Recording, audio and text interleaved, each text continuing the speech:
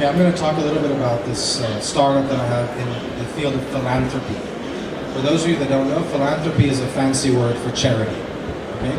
And I'll tell you a little bit how we're thinking about the next generation of philanthropy and charity, especially in the Muslim world, which is the region that we're targeting.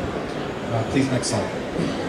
So one of the things, just to set the stage, about the Muslim world, there are about 1.5 billion Muslims out there, and on average, Muslims are not doing well from a development standpoint. So the average incomes of Muslim countries are less than half the world average. Literacy, we have 1 in 3 Muslims cannot read or write. If you compare that to a country like Japan, it's 1 out of 100. We have high incidence of disease, and all kinds of social health problems, etc. The average lifespan of Muslims is 4 years lower than the world average. And it's about 19 years lower than Japan, which is the longest living society. The other problem we have is we have a huge gap between the haves and the have-nots within the Muslim world. So we have places like Pakistan after the floods, you have people with no possessions, no wealth, no income.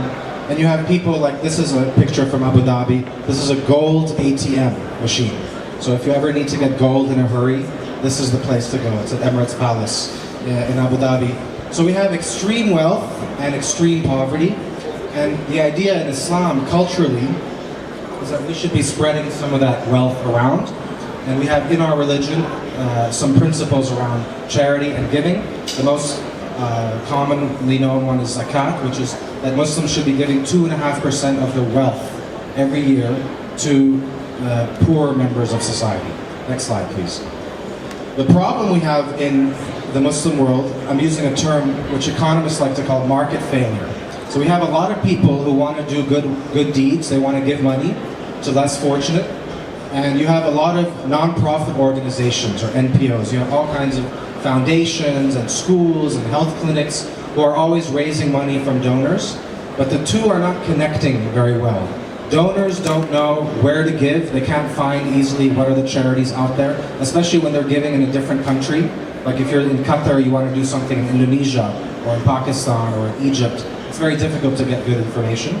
It's hard to know whom to trust. Is this a legitimate organization? Is this trustworthy? Is this a fraud? You don't know where your money is going.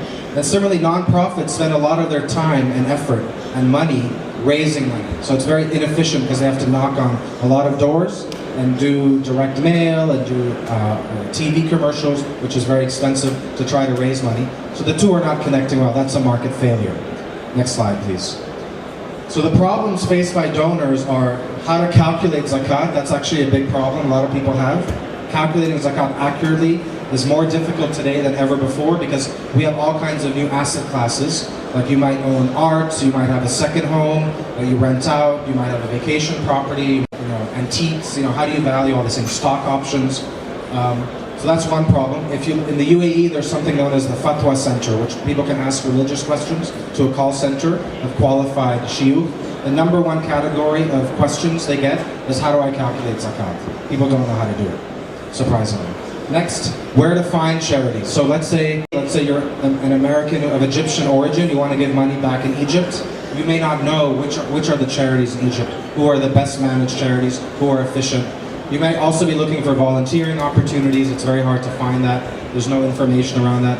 Who to trust, because there's fraud, there's embezzlement, there's Al-Qaeda, there's militant financing, all these types of problems. So knowing where your money is going is a big problem.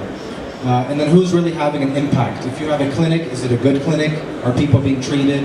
Is a school is not equal to a school. Some schools are good, some schools are bad. So who's really creating an impact? Next slide, please. And most people think about philanthropy and charity as the realm of billionaires, the big sheikhs and Bill Gates and Warren Buffett and big foundations. But in fact, all of us put together, normal, regular, everyday people, our own little zakat every year or sadaqah adds up to huge numbers. So for example, in the US, private giving is $300 billion a year. Okay? Of that money, most people think it's the Gates Foundation and Citigroup and big companies who are giving. Actually, 80% of that is individuals like us. someone's getting $100, $1,000, $500. That money in aggregate adds up to a lot of money. And I think for the Muslim world, we believe in the Muslim world, Muslim giving is about $100 billion a year, which is not well managed, it's not allocated well, so we're not having as much impact as we could. To get to the Millennium Development Goals that the UN has by 2015, they have like 9 or 10 goals. Actually, no, I think they have 15 goals that they want to solve. Primary education for everyone, universal health care. To get there, people estimate that it may cost $145 billion to get those Millennium Development Goals achieved. We're giving, as Muslims, probably on the order of $100 billion a year, and we're still getting nowhere. So what is happening to all this money? Where is it going? And what impact is it having? That's the puzzle we're trying to solve, and we're trying to make it easier for people to make better giving decisions.